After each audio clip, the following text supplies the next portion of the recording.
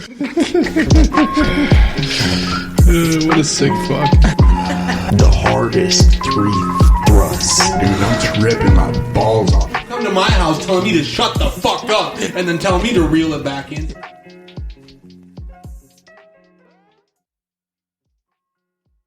Welcome to Aggro Labs Podcast. My name is Cameron, and today I have a special treat.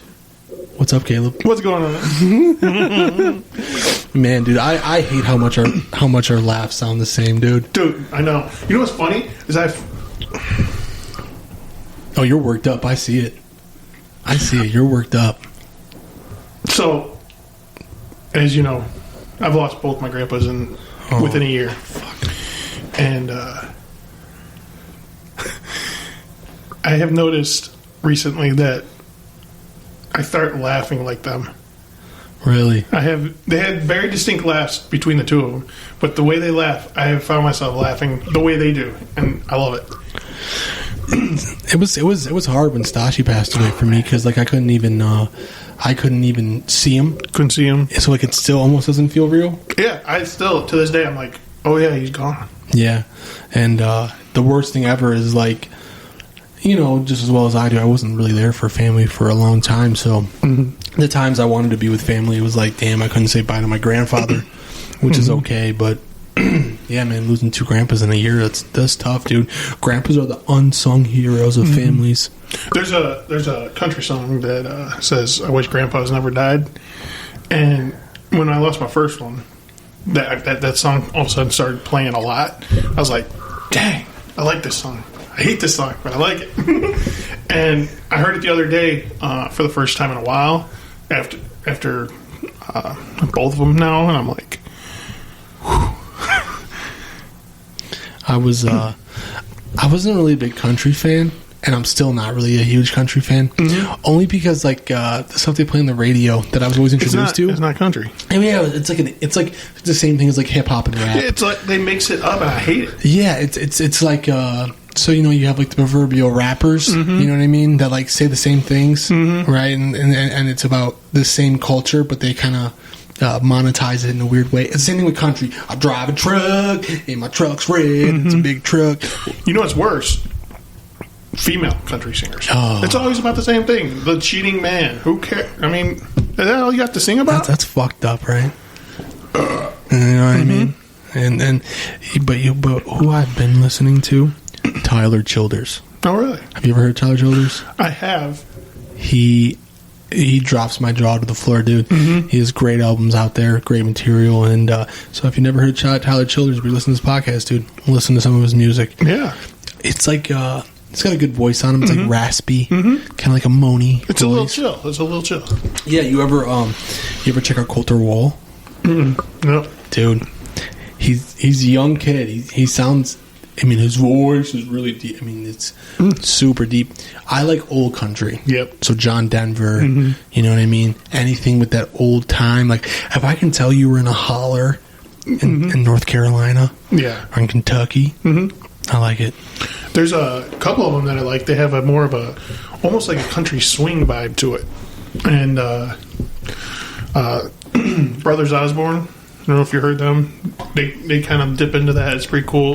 There's one guy that's, I don't know if he's lesser known, but he's not as, I don't think he plays on radio, and I can't remember his name now off the top of my head, but,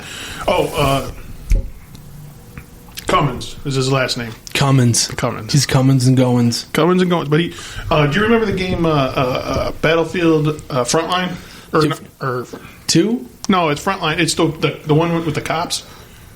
Yeah, I never Hardline. That's it. Yeah, I never played that one. I love that one because the theme song for it is "Karma" by this guy, and it's sweet. Do you like it just because you're a cop? Well, yeah. Yeah. That was a great game just because I was a cop. I would play that game before I go to work. For no other reason. He just bought it for the boys in blue, dude. Just to hype up before I go to work. What's cool about the campaign is the one level you could arrest every single person rather than shoot them. I thought that was really cool. I did. I was like, this is a different way of playing the game. You sneak around, you cuff people, and you move on. Wouldn't it be nice if all cops and people just acted that way? Oh, yeah, go ahead, cuff me. And then, you know? No, because then my job would not be exciting. No, it would be nice if people follow the law. Yeah. Well, that's the thing is instinctually we know what we're doing is wrong when we're breaking the law, even when we're just doing little things like speeding, right? Or maybe doing a roll and stop at a stop sign. You know that shit's fucking wrong. Yeah. How many times you look both ways more than once just to see if there's a cop around? Dude, I was flooring it to get here to do this podcast with you, and there was like a cop over on like Glendale or like Heather Downs or something, and he was hiding in these hedges. I'm like, you can't catch me, motherfucker! No. You can't. I see you. You know what I mean? Find a better spot. I heard they're taking down the cameras and the speed and the speed cameras they got like these handheld speed cameras in Toledo or whatever. I hate those. So wrong. It's those are just, what do you call it? For the money. That's all they're for. They're not. They're missing out on the key component, and that's the officer making the traffic stop. And there's more to just pulling someone, because I do it all the time. I pull people over speed. I have a certain limit that I allow, and to the point where I don't do warnings, because when I pull you over, if you're making me pull you over for your speed, you're going to get a ticket because you had to pull you. I had to stop you for your speed. Yeah. I mean, for example, my limit's 15. So where I work, it's most speed limits are 55, and so if you're going 70 in a 55, that's excessive. I get it. We drive, but especially if you're on like a back road. Yeah, I get it, and it's 50. I get it. But you start getting to the 70 miles an hour on a back road. There's still that. This is too fast, man. There could be a deer pop out. There could be, and it's crazy because I work in country area, like it's just farm fields for the most part. But you'd be surprised at how many people still are out walking around, and especially at night, you don't see these people. And all it takes is you to drift off a little bit, and you're going to hit somebody or hit something, So 15 is my limit. I have given warnings to people over because of certain circumstances. Like, for example, one lady she was floating. She was like 75, 76 or something like that. I stopped her. And she lives in like Oak Harbor or something like that. Some are still way out, you know. And it was cold, snowy. And I was like, so I stopped you for your speed, got her stuff, and I was like, where are you going? She's like, I'm trying to get home in a hurry. My daughter, who's like 13 or something like that, she's like, she locked herself out of the house. She has no coat on, no shoes on. I was like, you need to get home. But, it's snowing out, drive safe, mind the speed limit. And I asked her, I said, I can call your local agency. I can call and have them go there, and she can sit in their car while they wait for you to get there.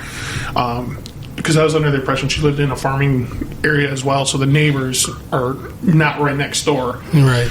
But I think her neighbor was there already, so she didn't want assistance. But I gave a warning for that because, yes, she should slow down, but there's still that idea of that is kind of an emergency, and there is a legit purpose for going a little bit faster than the speed limit, but for safety reasons. 76 that's too fast still. And that's the thing, right? So like they're getting rid of these. What I'm understanding about it is they're taking it to the Supreme Court for Toledo, and the Supreme Court said it was wrong, and they're trying to reappeal that. So here's what I know from kind of keeping my ear to the ground about it. Originally, yes, they went to the Supreme Court. They're trying to get rid of the roadside cameras that are just on the poles, because there's a whole reason those are wrong. I could get into that real quick if you want, but recently they were found to be constitutional, so they're actually implementing them again. Toledo is I think on the 1st going to implement them again, and because of it, they're adding 8 more to different locations. I don't know the locations, but they're adding 8 more cameras because they were found to be allowed to use them. I'm more worried about the handheld ones. Yeah. I've seen pictures on Facebook and Instagram of like TPD, like literally endangering themselves and like, hanging out like under ducks and on the highways. Like, come on, man. Like you're just sitting there, right? And the purpose is to deter people from speeding, right? So that's the purpose, right? You want to stop people from going excessively fast, but you're not actually stopping them. But you're not. You're sending them a ticket. You're sending them a ticket, and when you pull somebody over, you're not just stopping that person from speeding. In the moment, everybody else slows down because they're like, "Oh snap!" They're enforcing some traffic law. Don't know what that guy got pulled over for, but I need to slow down because I know I'm speeding. So it could have been for speed, so I'm going to slow down. And that's the effect that we want. We want that to. We want people to see that. And when you're just doing one of these little, pointing your laser at somebody, and the laser beams, you're not doing it. And here's the other thing: how many people are? I mean, it's Toledo, so we're a human trafficking hub, right? We're Toledo. We are a major drug trafficking hub. Because... Fuck yeah, we are. 80, 90, 75, north and south, east, west. That kind of... I mean, when you're making those stops, you might come across the person who is being held against their will or trafficking a large amount. I'm not concerned with the marijuana stuff. That's... And what's a speeding ticket to a drug trafficker or someone who's abducting people, right? Like, they don't give a shit. It comes in the mail, they go, okay, I'll pay it. Who cares? Or I don't pay it. It goes to my credit report. Ooh. Yeah. And that's the point I'm trying to make here is that, like, when it comes to, like, police enforcement, like, the good thing about police is they have the ability to think, right? Exactly. And they have empathy, right? They should. They should. I think most do, right? Most are just normal people who have empathy. And, like, so in, like, certain circumstances, when someone's like, hey, dude, my kid's outside in the cold, you're able to take a step back and be like, well, the right thing to do here is to let her off with a warning and inform her of her decision to speed is wrong. Because if you want to get home and help your kid, it's not going to help you if you get into an accident. Correct. And I get you want to get home. I would be going fast, but I wouldn't go excessive because then you're putting other people at risk. You're putting yourself at risk of not getting there. Even when we go code 3, what's code 3? Lights and sirens. Nice. I love it. So much fun. But even then, we don't go just as fast as we want. Even in our department, we have a policy for 20. So whatever the posted limit is, we're allowed to go 20 over that. That's Do you policy. follow that? Yes. Nice. There are exceptions to that rule. Because in our personal life, I've seen you go over 20. We don't talk about that. Going completely sideways at a car. Do you remember that? Yo, dude. Oh, bro. That was fun. My God, dude. I can't even describe that. It was, I think I was like, what was I, like 14 or 15? It was, yeah. You used to drive a van. Was it in the Cougar? Right? The Cougar. You had a Cougar. The red wheeled beast, man. Yeah, you had a Cougar, and then I think you drove your mom's van after that. And that Cougar was red. Yep. I remember it was bulky. Oh, I love that car. Yeah. Dude. How old were you? Like 18? Probably. Yeah. Okay. But someone pulled out turning left, and when we were going straight and had the right of way. Right. We had the right of way. They pulled out and then stopped in our lane, perpendicular to us. So I slammed on the brakes, turned the wheel. Good thing it's a rear-wheel drive car because that thing just slid. And then I whipped the wheel and we just went right around it. That was... I just look up from like texting on my Motorola Razr and I'm staring in the face of death. I'm like, ah! That was so funny.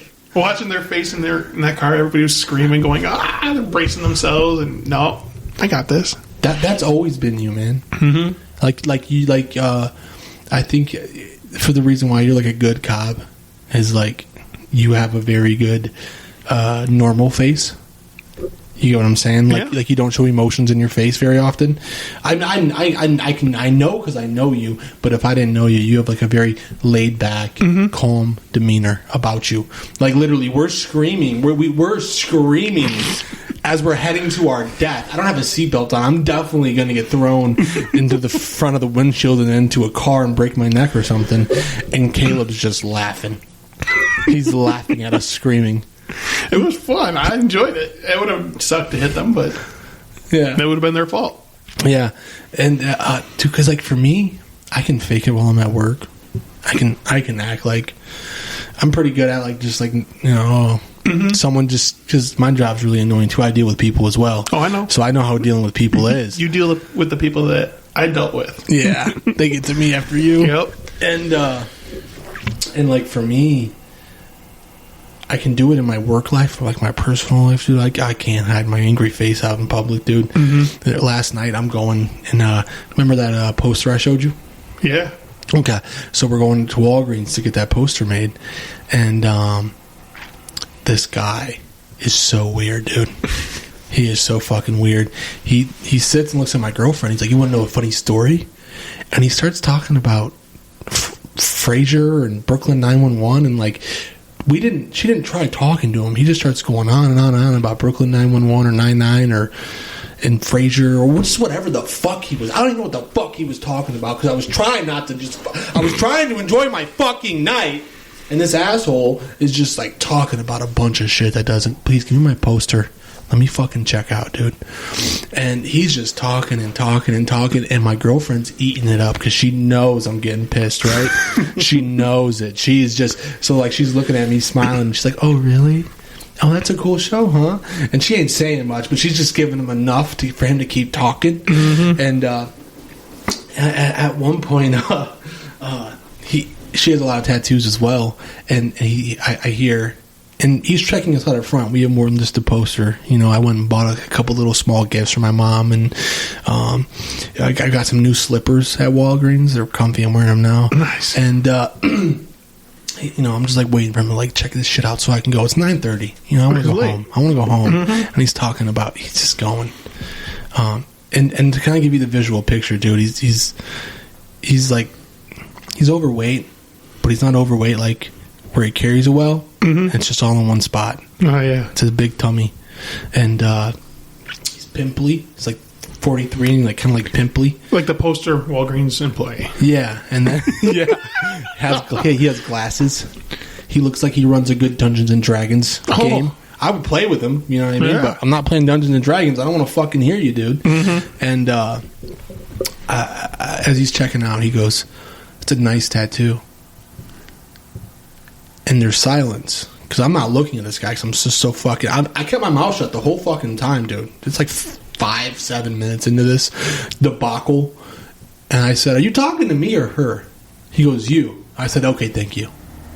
You know, and so we left there, and she's cracking up. She's like, "You wouldn't say a word to him." I'm like, dude, my mom told me you ain't got nothing nice to say. Don't say nothing at all. Because what I wanted to tell him is, hey, that's nice and all about your fucking TV show, but I want to go home. So can you bag my groceries so I can leave? Mm-hmm. But dealing with people is something that it's an art form. It's an art form, dude. Sometimes at work I can't. I don't say what I'm thinking. There is 80% of the time I do not say what I'm thinking. That's probably good. 80. You're doing good. You're doing good. Yo, for sure, dude. I've had to force myself to say nothing because I wear a body cam. And I've said some things before that I probably shouldn't have, but... Like what? Trying to think of an example. I was at a house for a juvenile issue, and I don't remember what I was saying, but I said something about a kidnapping or something about the juvenile, and everybody thought it was funny, but if it was to ever go to court, that kind of thing would have been one of those jokes where it's like, probably shouldn't have said that. Because my partner was just standing next to me, and he just looked at me and he cocked his head. He's like, "We're recording." Like I even said, he goes, you can hear him whisper it. "You know we're recording, right?" I go, "Yeah, I know." He's all loud and everything.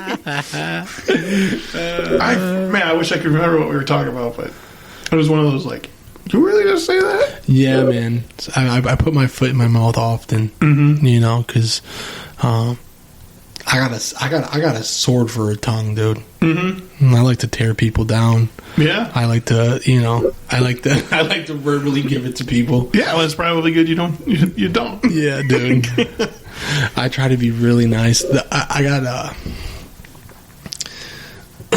suspended. I got suspended from work for 2 days because of my mouth, dude. Nice. Yeah, dude. This kid was, well, I don't even get into that right now, but I happened. I did it. It did. It happened. We're good. Over with. Yeah, dude. That's the thing, though, is that, like, I think people who deal with people have the hardest jobs because physical labor or mental labor, whatever the case may be, emotional labor is tough, man. Mm-hmm. Like, I come home after, I'm salaried, so I work sometimes 50 to 60 hours a week. And when I come home, I stare at a blank wall. My loved ones are like, "What's wrong with you?" I'm like, "Do you really want to know?" Right. Do you really want to know the depths of my despair right now? The answer is you probably don't. Yeah. The answer is like, we got big shoulders, right? Because to work with people, you got to love people. Oh yeah. You know what I mean? You got to enjoy working with people. Do I enjoy my job 100% of the time? Absolutely not. Mm-hmm. But do I love people and enjoy what I do? Yes. Mm-hmm. That's important. That's what makes the job worth it. I mean, that's how it is with my job. It's just sometimes I just can't stand people. The stupidity that comes out of people's mouths, the reasoning for why what they did was okay or correct or whatever they believe. Ridiculous. Like, some dude thought it was okay that he was hitting his girlfriend or wife or whoever it was, and he was justifying it. Like, how? Like, he was just like he was just like, "No, yeah, I hit her, but it was fine." It's the but statement. It's, yeah, I did this, but she did what? And you responded that way? Yeah.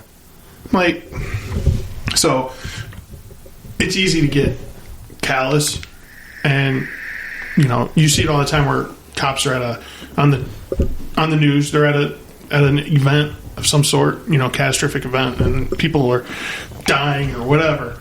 Somebody has been shot, and you see the camera pan, you see officers smiling, laughing, and people are like, how can you be doing, well, cope. That's a coping mechanism. Yeah. And if you don't have skills like that, you're going to get eaten up. Dude, that's why I made this podcast, so me and all my buddies can get together and like laugh and have a good time and talk. Like, literally, I make more fun about my issues and my problems that I've had over my life than anything else. It's all self-deprecating humor. Yeah. To make me feel better about how pathetic I was. Mm-hmm. Yeah. For real. Dude, yeah. We get a lot of OD calls. A lot. So I was talking to Dart. Mm-hmm. And Dart is if you guys don't know, in Toledo they work with the opiate addicts and help them get into treatment, but they're part of the sheriff's office. And I was talking to them, and I was like, have the overdose deaths gone down in Toledo since coronavirus? And they're like, no, it's jumped. It's went up. Mm-hmm. And the year was like, this was like the 1st of December. I was talking to them, and they're like, no, it's up. Mm-hmm.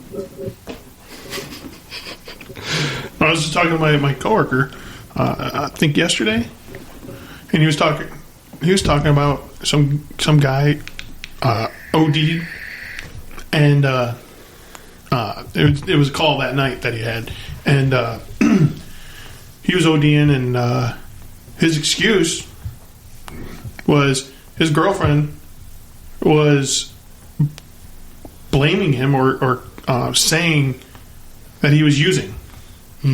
So he was trying to prove her wrong by using, and that's why he OD'd. So his thought process was, well, if you're going to accuse me of it, I'm going to do it. I'm going to do it. I can understand that thought process. Well, yeah. That's the thing. I don't have that mental capacity, because that to me is one of those, what are you thinking? Like, how is that justifying your thought process? Like, what your actions? Why? How? What? Yeah, nowadays I don't think that way, but I can sympathize with that because I've been there, and I think it's really just a way to justify what you're doing. One of the things that I hate the most that people do, lie. Lie straight to your face, dude. Like, you'll see them do something and they're just like, no, that didn't happen. That's not what it did. I get that all the time. Trust me. All of the time. Almost every time. Because every time I go to a call, there's going to be one person lying and one person telling a half-truth. Do you ever get, like, the full story? Like, was there ever a call where you're like, damn, dude, okay, that's exactly what happened? Usually I don't find that out until after we talk to them, process a scene, and then I have to make that decision. Like, who's telling the more truth, you know? And there are some times where it's, you know, yeah, that's what happened. Truth is so subjective, too, because, like, when you have memories of what has taken place, your perception is so skewed on that memory already. Oh, yeah. You know what I mean? So, like, I think I said it this way, but I really said it that way. And I don't realize I said it that way. Well, how easy is it to change your memory? Right. See, I remember this guy in a red shirt doing, he was walking across the parking lot and he got hit by a car. Was he wearing a red shirt or a blue shirt? Oh, you know what? He was wearing a blue shirt. Ah, it was purple. Right. Well, the color of the shirt really doesn't matter, but it still proves it's easy to manipulate people's memory. Yep. And it's easy for people to manipulate their own memory by, being in a situation where they're like this major stressor type thing, like it's something that especially in stressful situations. Stress, man, just especially lady getting your house broken into. That's stressful for a single person. Somebody's breaking into my house. You get there. Yeah, there was 3 guys. Well, it turns out there's only one. Or vice versa. Yeah, just one guy, but you find out there's 2 or 3 people in the neighborhood, and you roll up on 2 or 3 people and say, "Hey, you seen anything going on?" Well, no, of course not. Well, those were your suspects, but because you get to the scene and she says it's only one person in a black hoodie, now you're only looking for one person in a black hoodie. Now you just saw 3 people in a black hoodie. Well, no, it's not that because it's 3 people. But people getting stressed out, they don't have situational awareness, so they can't process memory correctly. I think it's a gene of ours because I handle stress really well. Actually, I like to be stressed. I don't like when it's happening, but in the middle of the stressful situation, I enjoy it. I'm a thrill seeker, and I think for most people, when they get stressed out, dude, they just shut down and go on autopilot, dude. Like, people under stress will do fucking insane things and crazy things that, like, they're like, why would you do that? Right. It doesn't make sense. It's either fight or flight, right? People just either shut down and they don't do anything, or they run, or they do something. I have this moment that I think about in my work where a gentleman had a seizure, and I've dealt with seizures before, but this in particular seizure that he had, dude, it was the craziest thing I saw. Like, he is throwing up. It looks like The Exorcist is throwing up. The dude's a big guy. He was a big boy. And the nurse couldn't hold him down. And you got to hold him down and roll him over to the side so they don't fucking choke on their own vomit. And so I'm calling 911, dude. Right when it happens, because I noticed right away he's having a seizure. He just stands straight up, his body goes straight, and then he just starts screaming at the top of his lungs, right? But, like, the scream's, like, strained. So I call 911, the nurse goes there immediately, and I'm on the phone with 911, and they keep trying to ask me these same questions, and I just hang up the phone, because she can't get control of them at all. I hang up the phone. You got the address? You know what's happening? Okay, bye. Right. See you later. So I go down there, and he is just thrashing, and I'll never forget, dude. He's completely unconscious, and he's looking up at me with these, like, glazed over eyes, just throwing up, choking on his vomit as I'm holding him down. And that would have happened like 4 months ago, and I still remember it vividly. And And dude, the guy wakes up and he thinks Barack Obama's the president and all types of crazy things, man. And it was. But I watched my staff around me, and they froze. Like they could have walked away and like went and did something else while everyone else handled this. No, dude, they were like, I literally had to turn around and be like, leave the front lobby. Like, because like it was just like deers. They were just staring. Like, go do your job, dude. Right. You know what I mean? And they were just like mouth open, didn't know what to do. And like that's I think something that me and you are really good at is dealing with those stressful situations, because I know I've been in a lot of stressful situations, and so have I. So have you, dude. Bro. Some of them we've been together for the stressful situations. Yeah. Those were fun. Oh, man.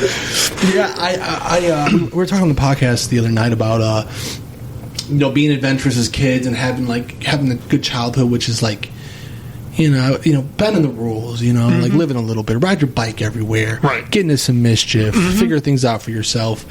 And that was most of my young adult, 11 to 15, 16 was because of you, man. Yeah. Yeah, we really was, dude. We did a lot. Dude, I was actually at Levis Commons recently, and I realized, like, oh fuck, dude, I broke into that hotel while it was being built.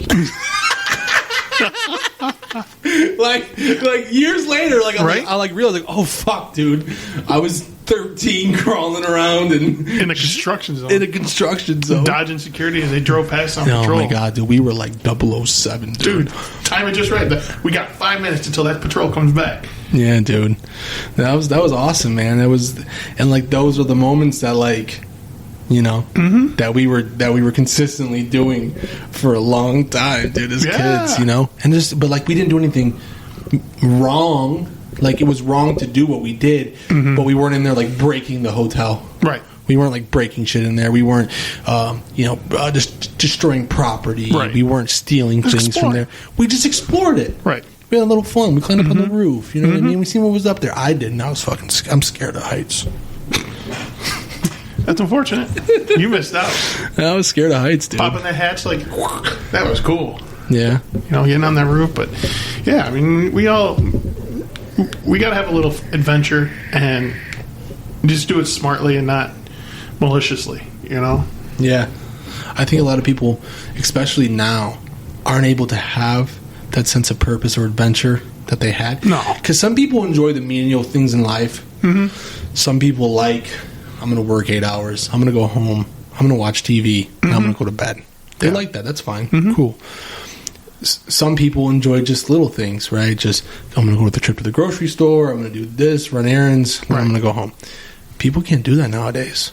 So even the people who aren't adventure seekers or thrill seekers, who will, do some of those things, or go explore, or go to a new place, or, be outside, even those people right now are all kind of locked in the house. Yeah. Have you seen, I just want to know, because I know what I've seen, but I want to know, have you seen the general disposition of the public change since March? I see both sides. I've seen a lot of both sides, because I think the longer we're in this COVID time, I think people are more aware of it and more are coming around to the idea that, okay, maybe this is a real thing. But there's still pieces of that puzzle that they're holding on to that don't allow them to fully cooperate with things that are going on, with like the governor's order for 10 p.m. Well, the day that was supposed to be implemented, people were like, we're going to protest that and go out at 10 p.m. I get it, but why? It is dumb. It is a stupid thing. The whole 10 p.m. thing. Because, okay, so Corona comes out at 10 p.m. No, but it's a way to help. It's basically saying if you got nowhere good to be at 10 p.m., go home. Right, exactly. And sometimes that's a good thing to tell people, because, for example, we say after midnight, nothing good happens. And that's really the truth. I mean, you see somebody driving around at midnight or later, and it's like 2 o'clock in the morning. It's like, okay, what are you doing out at night? You know? Yeah. Because not many people are driving to work in the middle of the night. They may work third shift. There might be a legit reason to be out after midnight. But you're not driving around. Yeah, it's very few and far between where I'm driving past 3 a.m. in the morning. And if I am, it's like for little things. Like, oh, dude, I want to go get gas before I got to go to work tomorrow. Mm-hmm. Or it's, I kind of work on second shift. Mm-hmm. And so she works thirds. So she works like 4 p.m. to 4 a.m. So like by the time she gets home, it's 4:30. And so like if we have to do something, that's fine. Because I stay up and wait for her after I get off of work at 11. So... But my life hasn't changed really because of Corona. I didn't lose my job. Mm-hmm. It didn't change too much. Mm-hmm. But what I'm talking about is people's general attitudes. Mm-hmm. And that's what I think. I think people are starting to come around to the realization that this is not going away. Mm. And they may not like the things that we have to do to make it go away. And I think people are relying on the vaccine too much and relying on I'm not going to participate in social distancing too much. There's still someone's got to take that vaccine before I do. Oh, yeah. My work sent out an email, said, hey, if you want to get the vaccine, here's a sign up, Well, I do want to get it because... But didn't you have COVID? I did. But here's the thing. People think because you have COVID, you're immune. Okay. Okay. Well, guess what? You're not. So you don't have antibodies? I do. You don't? I do. Okay. But you only have them for a couple months. And then they go away. And they say it's personal belief, personal, I don't want to say agenda, but like your personal belief on the situation versus science. And a lot of people don't like science because of whatever reason. Maybe it's too truthful. Maybe it does sound more mythical. Like, no, that can't be the... Well, there's numbers that back these things up. Yeah, there was definitely some people on Facebook who definitely thought coronavirus wasn't real. Yeah, and there still are. And I'm like, you cocksucker, my grandfather just died. Mm-hmm. Right. Like, that's a real thing. It's a real deal. And, it's funny because we're sitting here not wearing masks. And we should be, because number-wise, the people you have contact with and the people that I have contact with... We're fucked. It opens us up to every single person that we've dealt with, and now we're communicating to each other. But you take for us at home, we have a certain small group that we keep together because their group that they're talking to is really small, if at all. And in order to have some sense of humanity and not be totally isolated, people need to talk to people and get together, know. And I think that is important. But the science is saying when you just do that all willy-nilly, that's why we're getting numbers that go up. We just got through a very high rate of people getting infected recently. When I got infected, we were hitting record-breaking days of people getting coming down with getting positive results. So I don't know if I had it in March. You were there. The doctor said it was a gallbladder infection. Mm-hmm. But that was like literally like March 2nd or something like that. My mom told me that she was like, have you heard about COVID? And the doctor was like, no, I'm smarter than you. Right. You know what I mean? And so they told me I didn't have it. Went to the gallbladder specialist. They're like, no, you're fine, dude. I'm like, thanks, dude. Appreciate it. I'm just gonna maybe I'll just drop dead and die some other time. And I don't know. I'm not living my life in fear because of it. I'm gonna wear a mask. Mm-hmm. I definitely don't go out past, when I go, come home from work, I definitely don't go out past then, unless it's for good reasons. Going to the store, right? For example, if I go to Myers and pick something up, hey, dude, Myers is open till 12. It's 11. I need some food. I'm going to go to the store. I'll wear a mask. I'll do stuff like that, but I'm definitely not going to live in fear of it. Because here's the thing, dude. You're just going to get it. Like, you didn't think you were going to get it when you got it. No. You know what I mean? That wasn't in your mind until you realized, like, oh, man, I might fucking have this thing. Yeah. You know? And I think a lot of people are either in complete, like, utter disbelief that it's an even thing, or they go to the other extreme. The other extreme, which is like, hey, you got to wear a mask to come into my house, or you got to, sanitize everything in their own home, and things like that. And like, there's just got to be a happy medium, dude. Because if it's gonna, dude, I drive a fucking car every day. Okay, I deal with people who are meth addicts. Yeah, they talk to people. They might just kill me one day. I might die in a car accident, and I can't waste a lot of my time and mental effort to like worry about this thing. Like, if I get it, I get it. I'm gonna take the proper precautions, of course, right? I'm not gonna cough on people, or I'm not gonna not wear a mask in public to make a fucking political statement. Because those people, the same people who wear a mask and feel good about it, they're like, look at me, I wear a mask, I stand out of my house, I do all that, blah, blah, blah. The Karens of the world, right, are the same people. It's the same kind of people who's like, I'm not wearing a mask. Yeah, it goes against whatever health order, or make up an insert fake law here. Yeah, and in violation of this is my right, and they're taking their rights away. Yeah, it's the same kind of fucking people, man. And it's just two varying level degrees of crazy. Yeah. I saw a post that said, because I think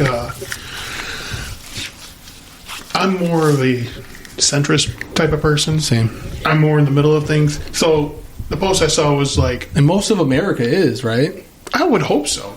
It's but it's like the I think most of America is like on like this central part of the spectrum, but it's like clickbait. Yeah. Okay.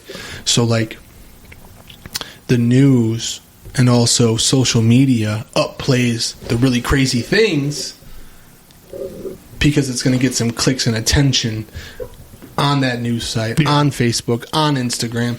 Like, I was watching that 6ix9ine documentary on Hulu, and 6ix9ine is like, you know who 6ix9ine is? The rapper. Oh, yeah. He got that big old stupid tattoo on his face. Yeah. He's got like pieces of like rainbow hair and stuff. So like back before he got famous, he was on Instagram like posting, videos of him getting this his willy wonked, on Instagram, and wearing crazy clothes that say HIV and STD on them.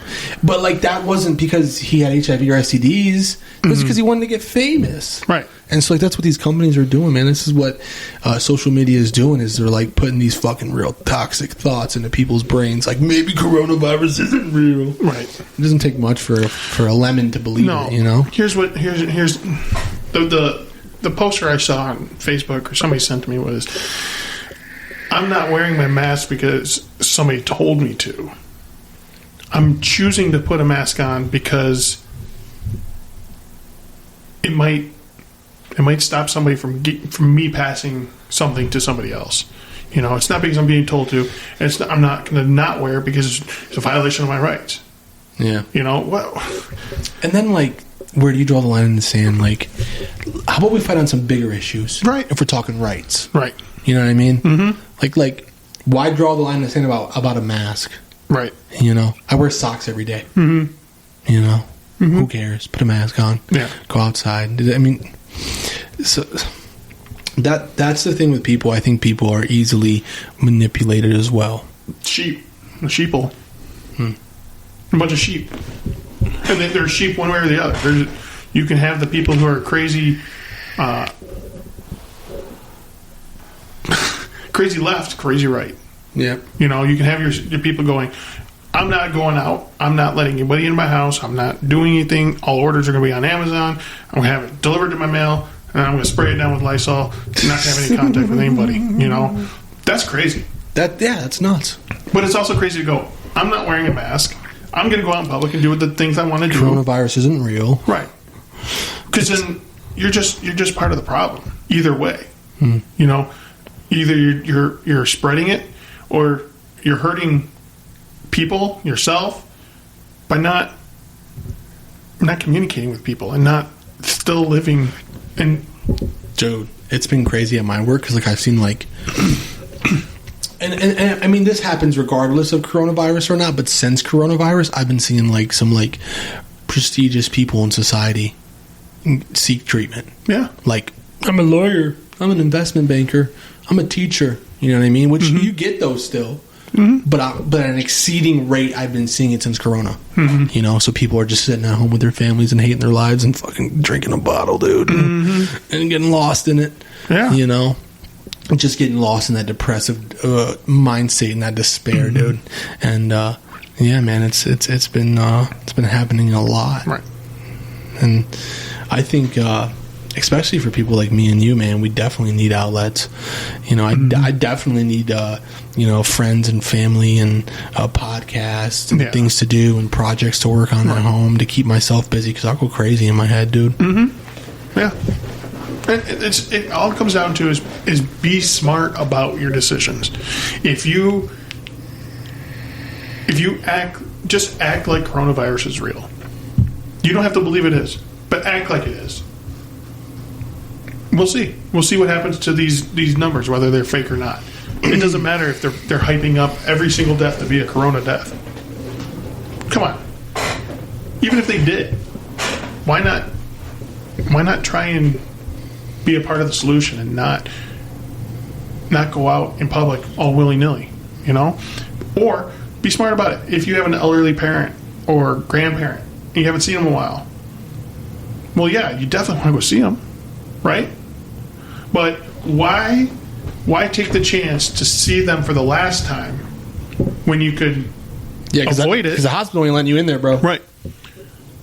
Going and seeing them one more time before, you know, something bad happens to them, you know, you may not get the chance to see them again. Why take the chance of seeing them that one time, giving them a virus, and that being the last time you see them? Versus, you know what, I'll call them up, or it sucks. I get that it sucks. Call them up, or do the Zoom meeting, or whatever it is, you know, whatever online camera thing you got, you know. Why not do that a couple times? Let's get through this thing. And then you can go and see them more afterwards when this virus isn't around. Yeah, man. It's I don't know, but 2020 has been good to me because like people have lost their jobs, people have lost a lot of things due to coronavirus. My life is just the same. You know, it was tough in March because she got laid off for a little bit, but after that, I mean, my life hasn't slowed down by any means. That's the thing. People will use excuses for their life to slow down. Oh, yeah. I lost my job. Go get another one. Right. Like literally, go get another one. You know, have some sense of normalcy. Yeah. Do the things you need to do to feel better. Right? Because... Or all the people that were laid off who were receiving the dude, unemployment. I don't want to talk about that, dude. Yeah, you had unemployment and you sat around and did nothing, which would be amazing for me. Right, it'd be great, you know. Please pay my bills. But subscribe, like. What did you do at that time? Did you stay on top of, hey, you know what, this thing's going on, how can I help?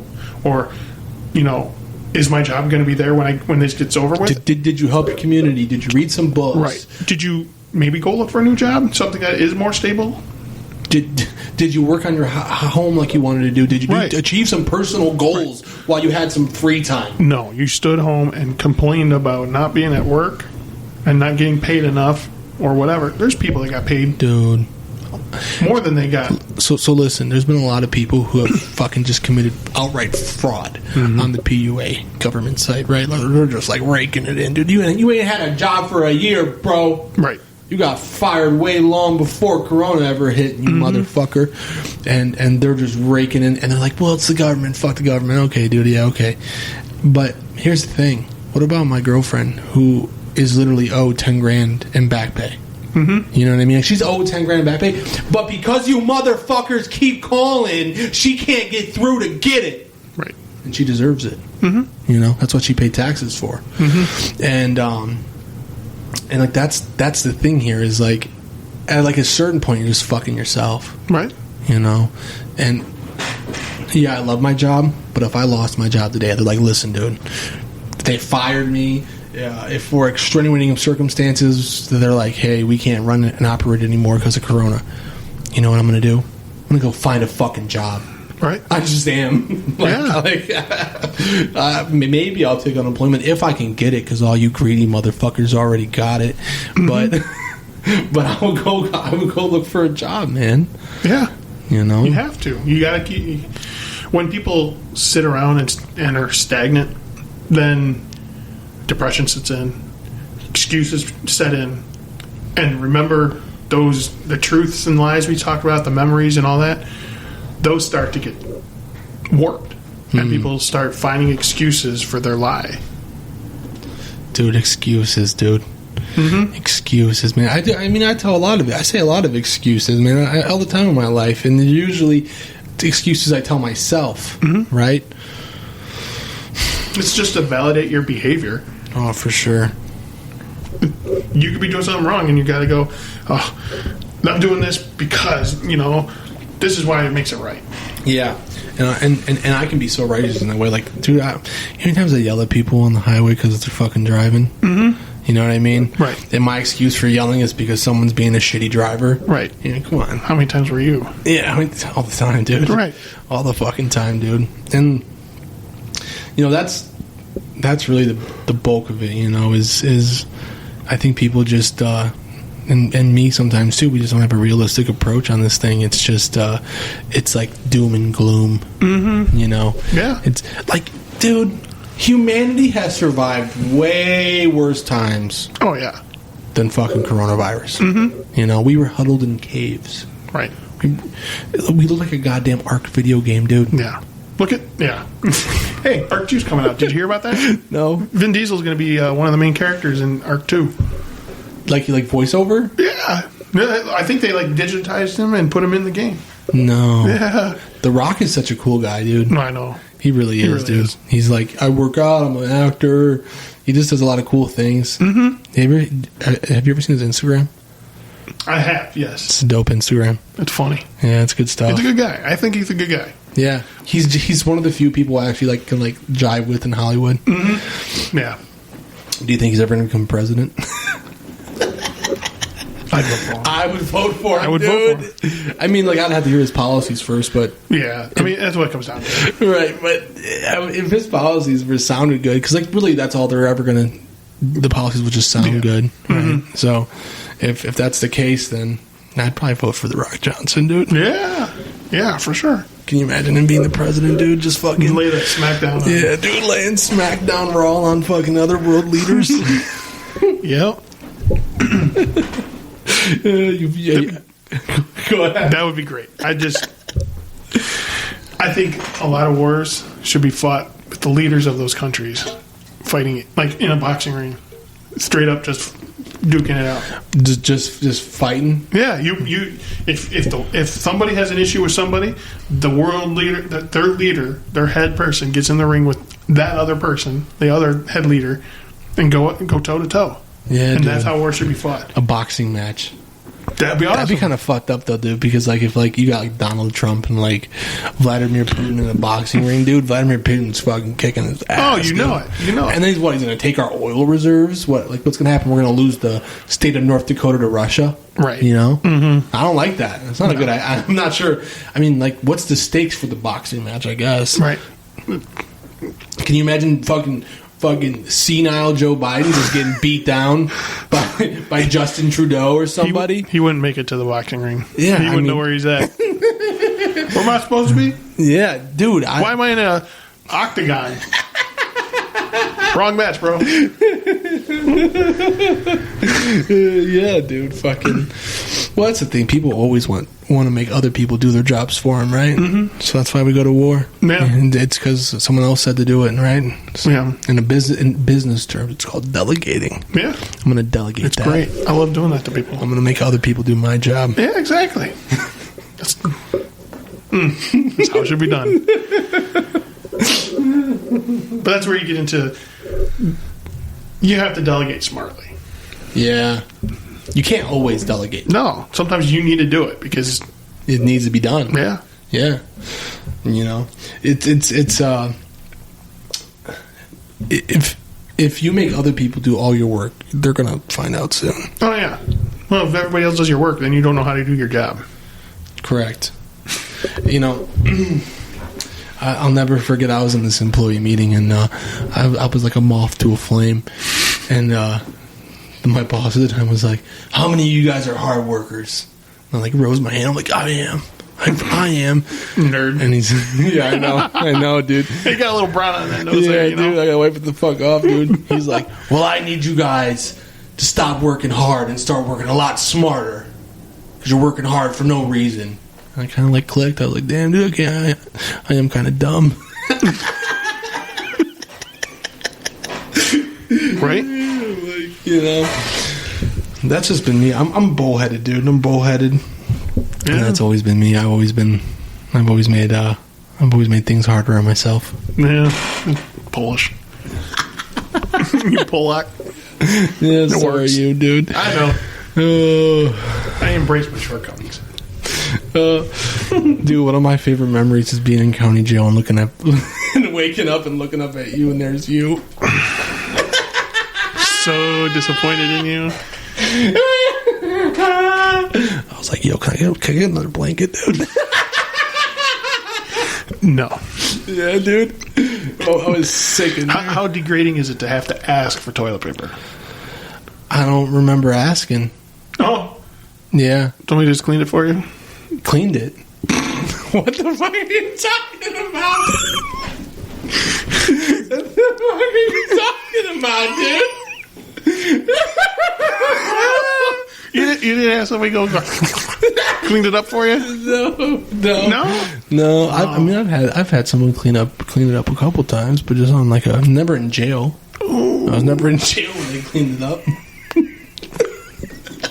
I don't think it's much better wherever it is. You never got your butt ate, dude? No. You never got your butt ate? No. Oh my god, dude. What am I shoot? Try it after, like, take a nice shower and try it right after the shower. I can't reach. Not you.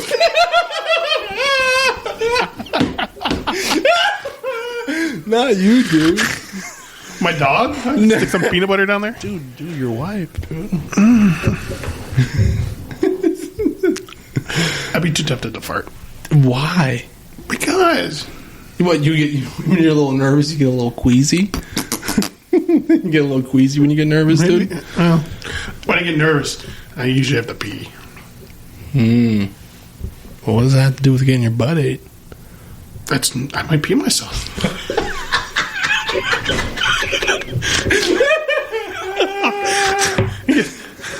You feel all of a sudden getting wet, and it's like, what? Are you excited? No. What's this warm sensation? Right?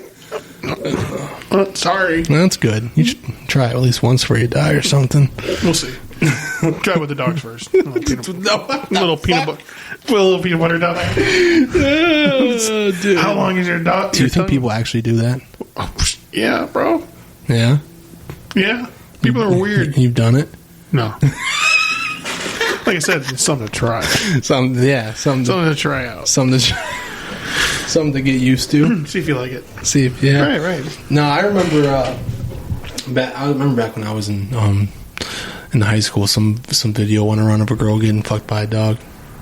It's not surprising. Yeah, no, it was fucked up though. Yeah. Sorry for the dog. Poor dog. I don't think the dog knew what was going on.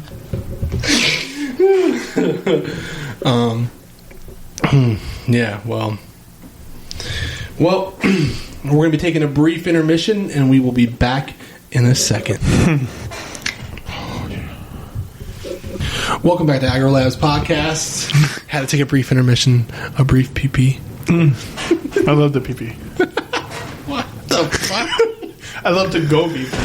Dude, you pee often, dude. Dude, I went hunting last night. I remember watching you pee in bottles so many times. It hasn't stopped. Yeah, well, yeah, because now you're like in the car 24/7, probably too. Mm-hmm. Is that commonplace in that field to like pee?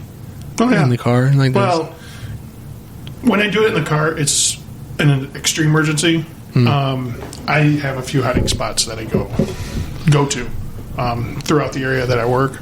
So where there's no chance anybody's going to see me. A lot of them are dead end streets, or So if somebody's going back there, it's probably not for a good reason, and it's a good thing that I am back there because now they're not going to go back there. Does that make sense? Yeah. So I have a couple hiding spots where I can pull over and go. quick access. The worst one's over poop. There's no getting around that. I got to go back to the station, take my vest off, take my belt off.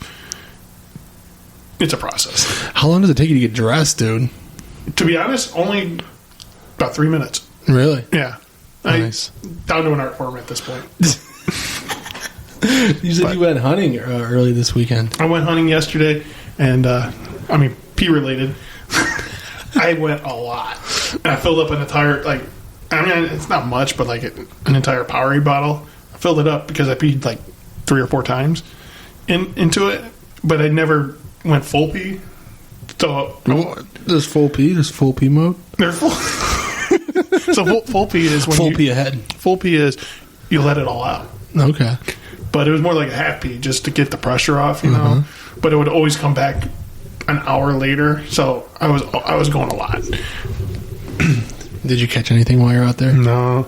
Saw 6 does. You can't kill does? Not on this property.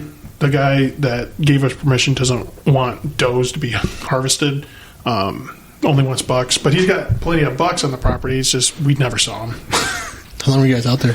All day. We got out there. We arrived at the guy's house at 5:45, 6 o'clock in the morning. And they took us out to the stand.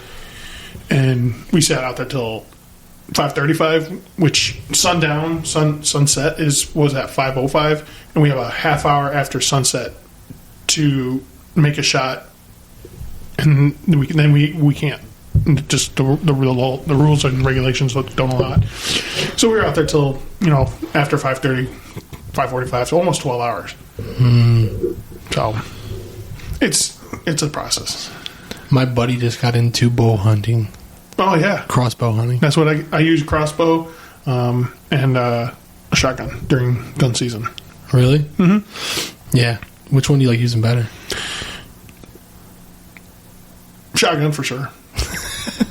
But it's only a week long because it's hard to get an instant kill with an arrow. Yeah. For the most part, you're going to be tracking that deer. With a shotgun or a rifle, there's a chance you hit the deer and it just drops. There's a pretty good chance it'll just drop, or you shoot it and it runs off, 20 yards and then falls. Dude, my girlfriend hit a deer with her truck, right? And it was still moving around when I got, I was at home and she was 15 minutes away, and the deer was still moving around. Dang. When I got there. That's good. So here's what you need to do. If you ever hit a deer and it's in good shape still, bro, it ran away when I got there. Yeah, see, you should have called me. Go over there and... Nah, dude, it was fucked up, dude. You wouldn't want that meat. Yeah, it's got to be in pretty decent shape still. No, it wasn't, dude. It was fucked up, dude. It had innards falling out of it. Oh, yeah. No, that's not good. Yeah, she's got a pretty big truck for a elite model Chevy, dude. Yeah. So it was, but the truck got fucked up, dude. No, I bet. I was pissed. I was so pissed, dude. How do you hit a deer in the middle of the city? You know what I mean? Right. I had a call. Some girl hit a deer, and I get there, and I couldn't find the deer. So I did a U-turn, came up behind her, and talking to her. And while I was talking to her, I hear a boom. And I look, and there's another car coming. And he pulls off right behind us. I'm like, oh. He hit a deer too? He hit the deer. Oh my God. The same deer. This deer, the lady said she saw it at the last minute. It jumped over the guardrail, and while it was in midair, her car came and hit it. So it landed on her hood and windshield. So she got lucky. She got lucky she was alive, because if it jumped through the window, man, she's like, there's nothing I could do. I couldn't even swerve, because when I saw it, it was in the air and landed on my hood. Her hood was all crushed in, and I was like, where's the deer, And then this guy hit it, and he's like, the deer's back there. And I'm like, oh. So I ran over to the deer, and it's split in half, and I'm like, oh, I don't want it. Yeah, dude. Have you been on any crazy traffic accident scenes? Because that's something that, like, man, dude, I'm not going to lie, dude, that would be cool. I wouldn't say cool, but like I said, I'm a thrill seeker, so like that kind of stuff I would be into. Well, one of these days, I'll have you come out on a ride along, and hopefully it'll be a good day. You know, we can actually see some things because it's hit or miss out where I work. Some days I don't even get a single call, and then there's other days where it's balls to the walls. Yeah, and being out where I work, the calls that do come in are usually more severe in nature because, for the most part, everybody handles their own garbage, and we don't hear about 90% of the things that happen out there because they handle it themselves. It's a quiet town, right? But when we do get a call, it's usually something. But I've had two major, I wouldn't say major, one major accident, and the gentleman passed away. It was he had some sort of medical episode while he was driving. Oh no! And I get freaked out by that. Mm-hmm. Like, oh my god, what if I just have a heart attack right now? This guy had something happen, and where he landed,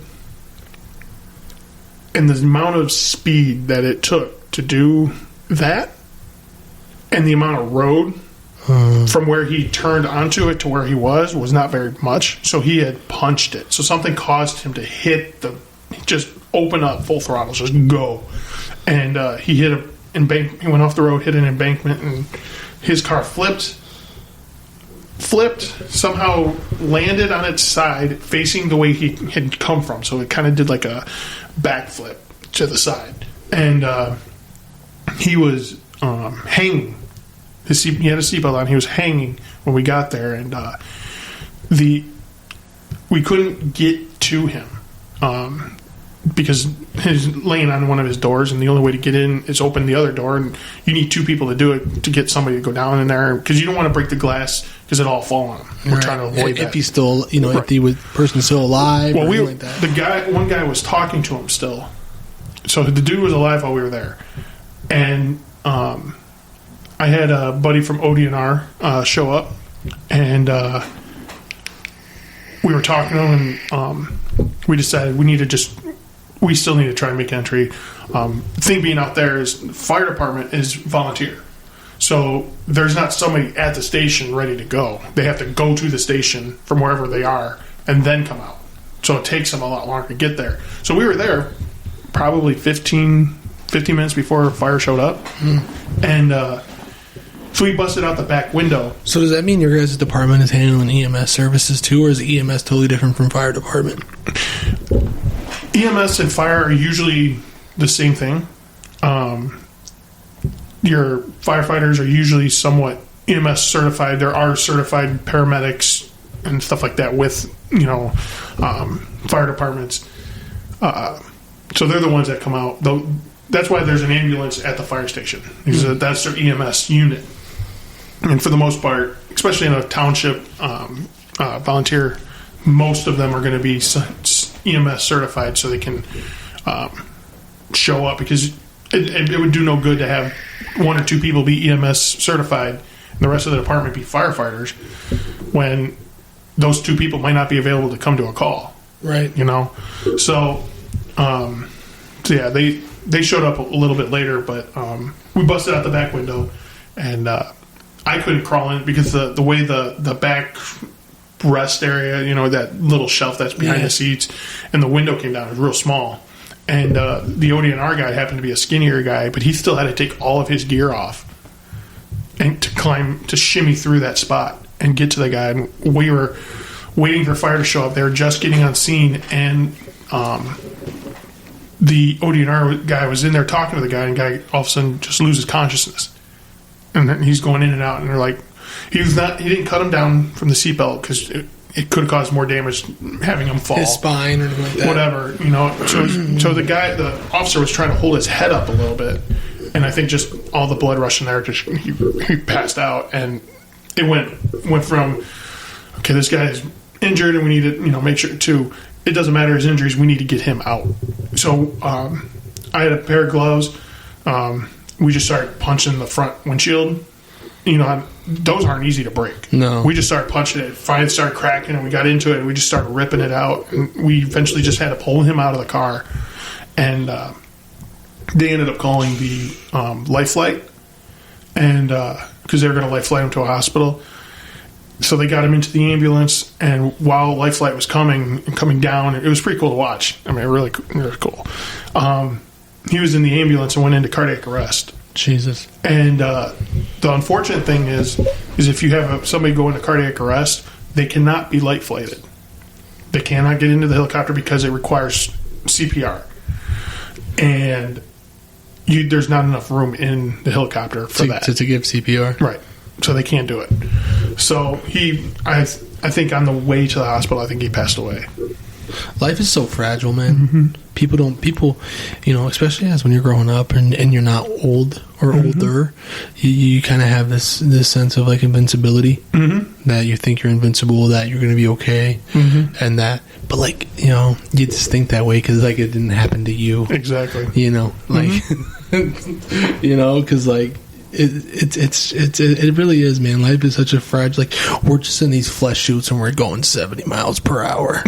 You know, driving down a road, not thinking anything, and boom, and you know, it just happens. I know when I was in my car accident, there was nothing I could do. The girl just pulled out left, and I was already halfway in the lane, or not even halfway. I was driving straight, not impeded. You know, I'm just going straight. Have a green light. And she just pulls out and hits my driver's side. You know, what could I do in that situation? Right, nothing.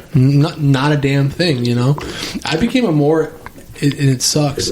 I became I wouldn't say defensive, but I became more cautious, which made my driving worse after the accident. You know, and I still when I'm coming up on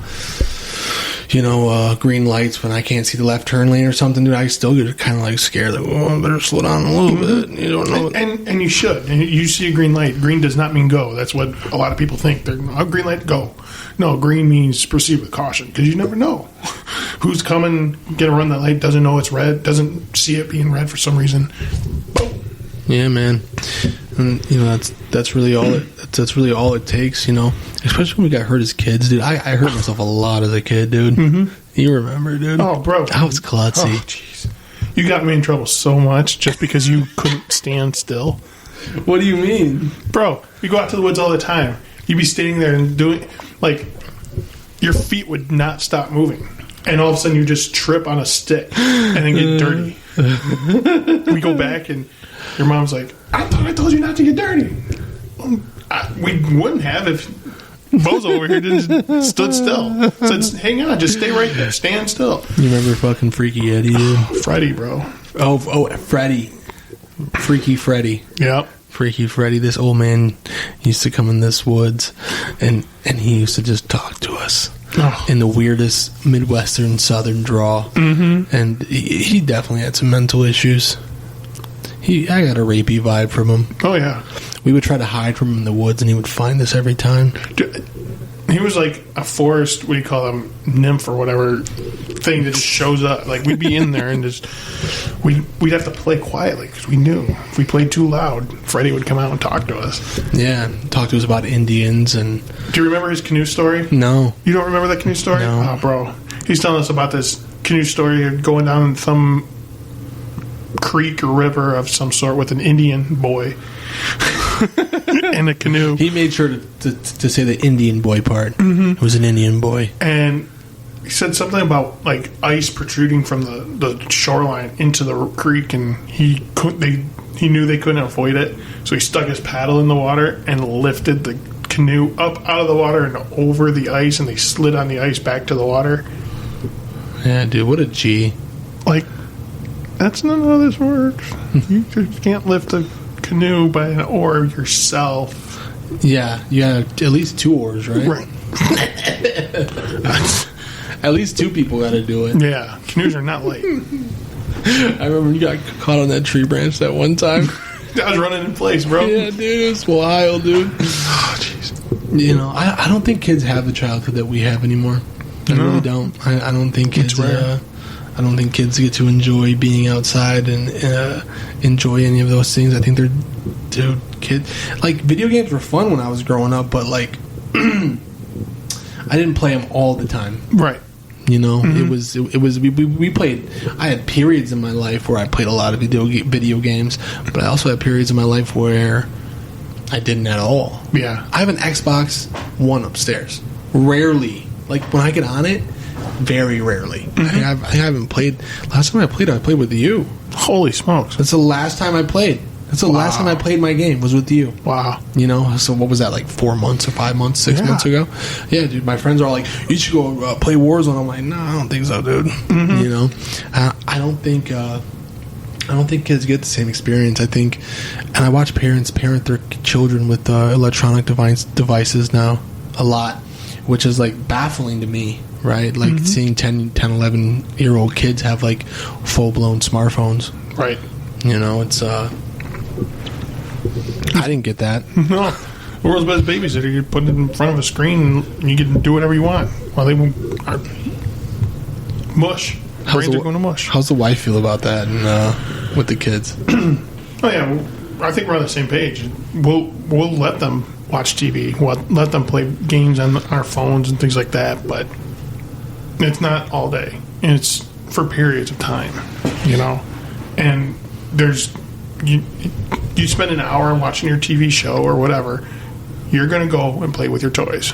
Yeah. You know, you need to go pretend. You need to go be creative in your head. Yeah. And go play with your toys, you know, or go for a walk. You know, let's go do something else. But it's not going to be all video games, all TV, all, you know, whatever, electronics. You remember swimming the Mommy? Yeah. We used to swim that Mommy river so much, dude. Yeah. We used to swim to those little islands and just take mile round trips, dude. Yep. Just swimming, dude. Those are memories I look back on, man. Yeah. And like the one island right now has a cabin on it. what? The Metro Parks put a cabin. You can go camping. You get like 6 people. You can go camp on the How island. much? I don't know. I tried going to Wildwood or whatever, but like they shut down due to COVID or something. Well, they got those new tree houses. Just, excuse me, that's what I'm talking about. Oh, okay. In Oak Openings. Yeah. I tried calling to get one this summer, and they were like, nope, not happening. I was like, okay, I'll go fuck myself. Yeah, I'd like to go see them at least. But Dude, you remember we went to West Virginia, dude? oh, that was so much fun. Dude, that's my favorite. That's like my favorite thing. Like, one of the favorite things I've ever done is go to Gettysburg and go up to the mountains. Oh, that was so much fun. Dude, you are such a fucking idiot, okay? There was a dilapidated house in the middle of a goddamn fucking mountain range, and we pull off on the side of this highway, and you can tell this house is falling apart, and it's on the edge of a mountain. And this motherfucker's like, you want to come in with me? I'm like, absolutely not. He's like, come on, bro, just do it, dude. Just come on with me. I'm like, no, you can have fun and fall from a cliff. I'm not going to do that.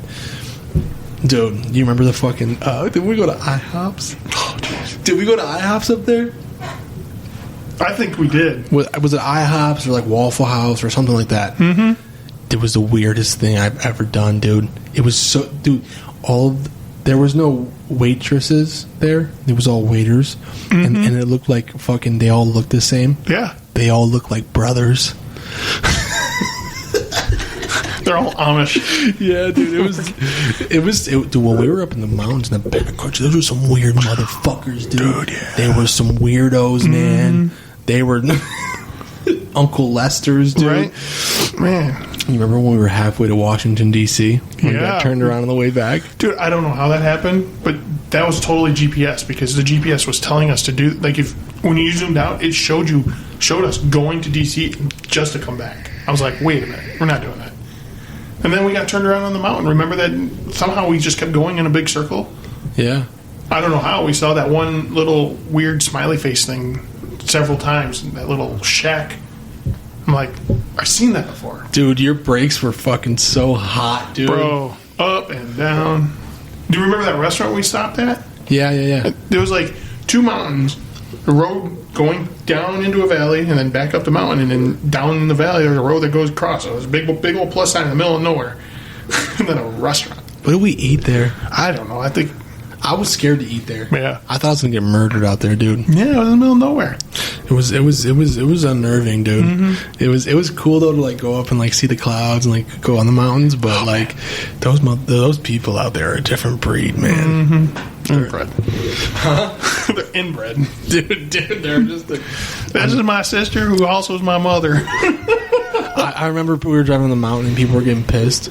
They were like going in front of us and like doing stupid shit, dude. They were like pulling out in front of us, or Yeah. you Ohioans, go back to Ohio. I drive where it's flat. We just have slight curvatures in our road. Right? Man-made. I don't know. I'm happy I'm from the Midwest, man. I wouldn't fare well out in West Virginia. Well, I would love to live in West Virginia, Tennessee, Colorado, those type of things with mountains, you know. But you get there, you live there, you get used to it. It loses its all. Yeah. So living in a flat piece of land here in Northwest Ohio is like, you go places and you're like, you appreciate it better, you know? For sure, dude. You live in Toledo and you go to Detroit, you're like, wow. Wow. Wow. Detroit, Rock City, huh? You know what I mean? Right. You're just, you go to Ann Arbor, you're like, this is where University of Michigan's at. Nerds. Right? But you go further north. Go to the northern end of Michigan or UP. Oh, dude, the UP is so beautiful, man. Man. People don't... That must be like a Northwest Ohio thing, like a Michigan thing, because like not many people, if you're not from this area, know what the fuck I'm talking about. I'm like, yo, bro, go to the UP. They're like, why? I'm like, you don't understand. They're like, it's just nature, bro. It's not just nature. Yeah, dude. It's so much more. It's so much more. Are you masturbating right now? Are you masturbating into my microphone? Stop! That fucks with the sound, dude. You fucking jack off.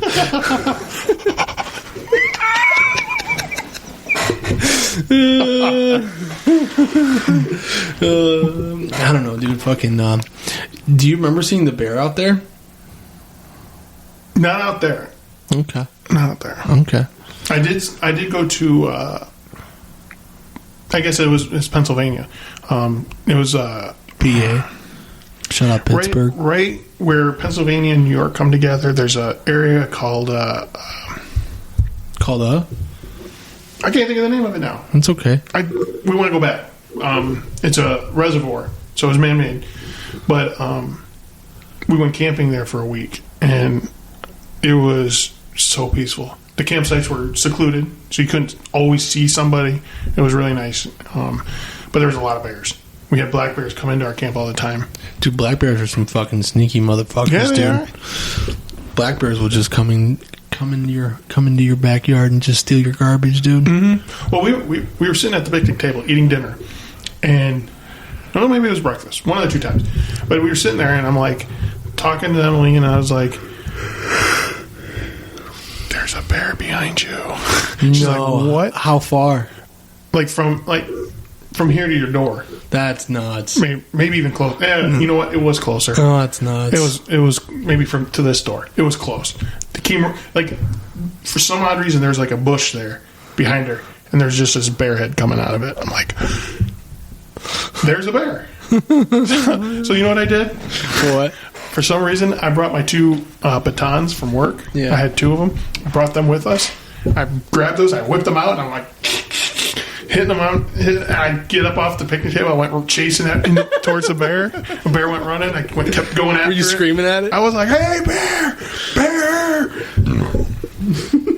Did it talk back? What did it say? It didn't say anything. It kept running. And then I noticed it was running towards more people. No. And I was like, "Oh, crap. I can't stop." So I started chasing after it more, and I'm yelling, "Bear! Bear!" And people are looking and stuff. And then all of a sudden it gets to a cabin. And there are like 10 kids' bikes outside of the cabin.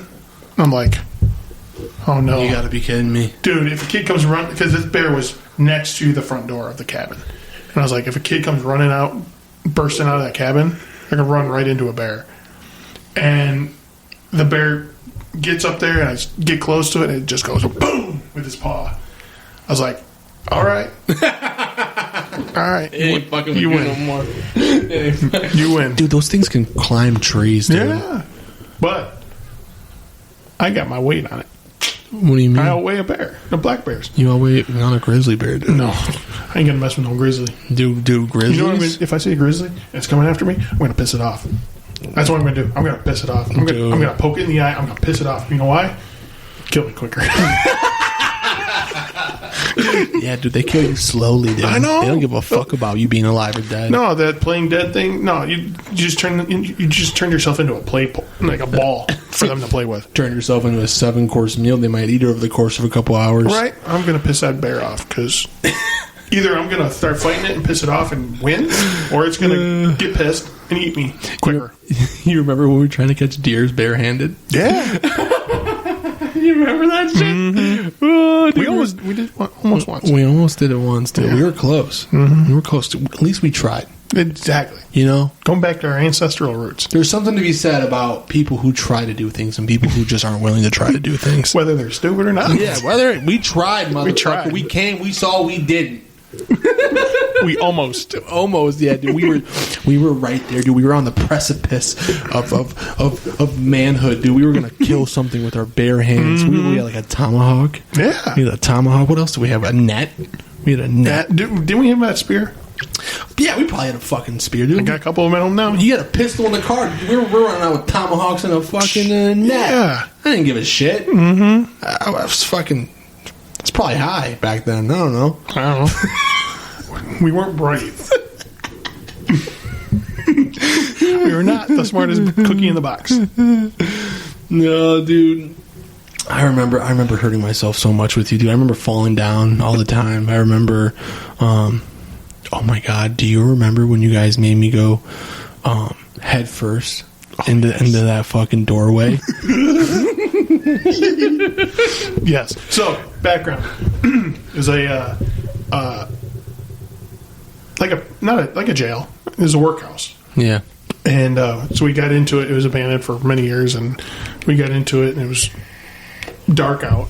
Creepy vibes in that place. Creepy vibes, but here's the thing, man. I was hanging out with a lot of older people at my age, and Caleb's friends, dude, were just a bunch of pusses, dude. And I was a puss too, but like not as much as them. They were like, "There's ghosts in here. I'm gonna die." Like they were really freaking out, man.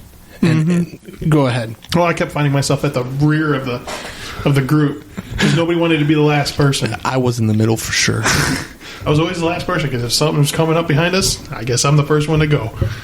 But so we found this really creepy room, and the door was barricaded shut somehow. And I don't know if it was. I mean, it was only wood, so why didn't we just kick it? You know, but I don't know. There was a hole in it. We didn't want to disturb the dead, Maybe, but there was a hole in it. And wait, didn't we get in by breaking the brick and mortar of the place? yeah, I took a metal fence pole, and just chipped away at the wall until we got through the wall. Caleb literally hawked himself into a concrete brick building. He just started tearing down the structure. Finally got in. Yeah.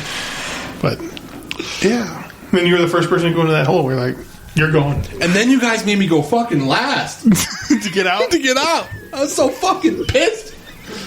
What the fuck? It was a small room too. It was smaller than this room. that Yeah. we're in. And nobody wanted to be the first in or last out. Yeah, dude. Yeah.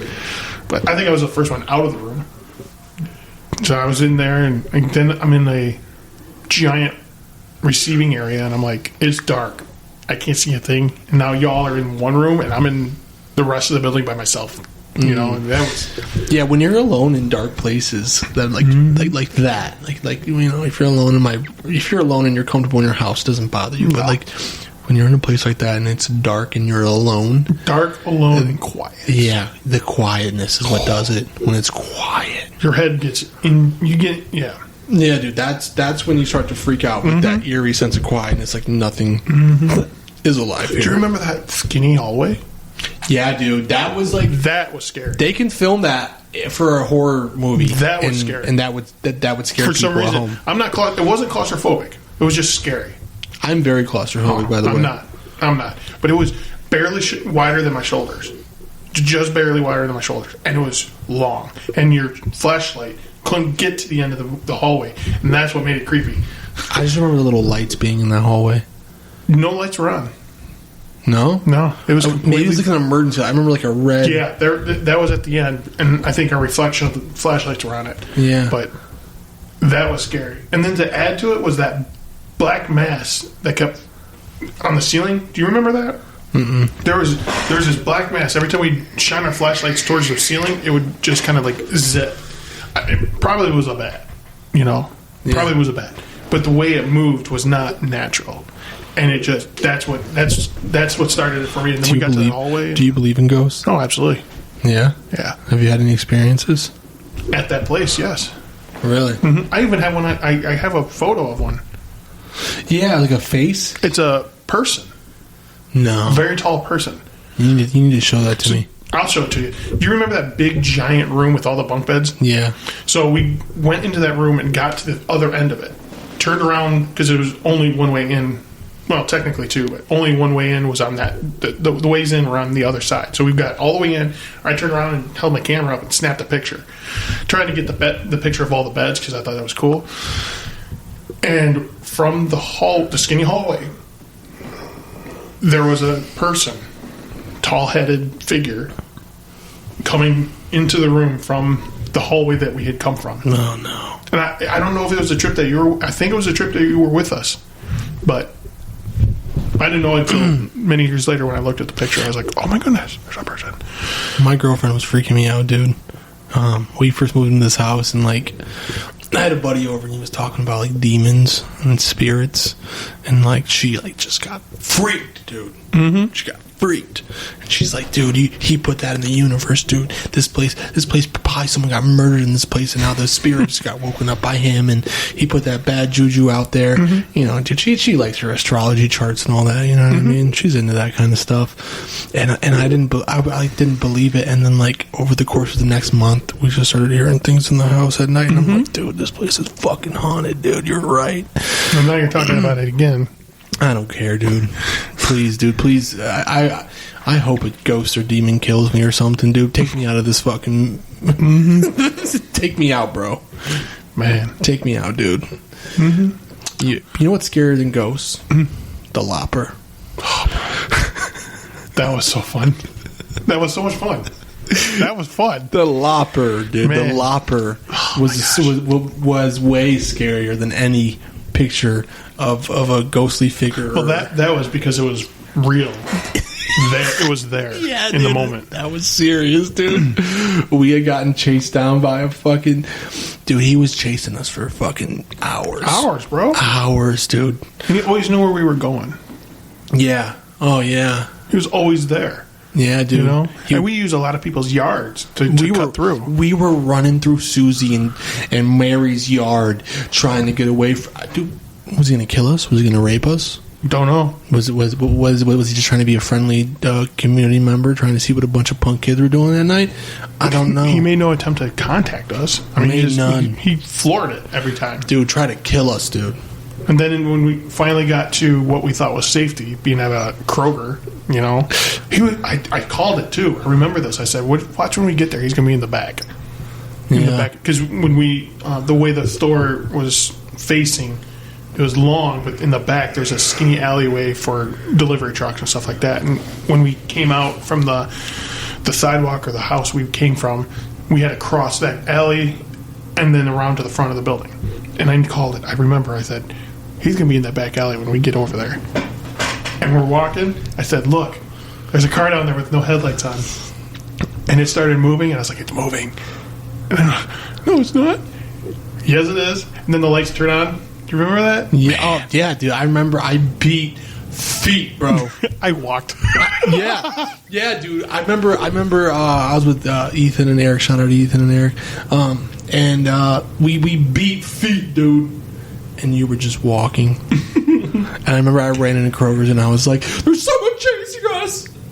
I had to be like 12 or 13. Mm-hmm. That was nuts, dude. Mm-hmm. I've actually had other moments too where like I'm pretty sure someone was trying to abduct me in Toledo when I was young. We used to go to this little park or whatever, And we were playing like basketball, and me and my friend Jake realized like there's a white van just in this parking lot. Never trust a white van. Right now, it was never trust a white van. Well, then it started doing circles around the parking lot of this school, and we're like, "Yo, what the fuck, dude? You know, like what's really going on here?" Mm-hmm. So then we go to leave, and the white van is sitting at the end of the exit of the park. Dude, we took off running, and it followed us. The only reason nothing happened was because I was like 2 blocks away from home. So like, I made it home pretty fast while I was running. But like, that's a real thing in Toledo. Like, like when I say that, just know like that's a serious issue in Toledo and happens all the time. And I don't know if the guy wanted to abduct me, or maybe he just being friendly. Maybe he wanted to get to know me a little better. Better than you wanted to get to know him. Yeah, take my innocence. What would you just say? He's gonna take your innocence. What? You could. I was corrupted back then too, dude. Take that booty hole. Yeah, dude. Well, thanks for listening today, guys. Thank you for coming on, man. Anytime. I fucking love this. This is great. I loved having you on. This is great because we're doing something fun, and we're still catching up. Yeah, you know? Yeah, man. It was. I've always wanted to do this with you, so I'm so glad to have you on tonight, man. And, yeah.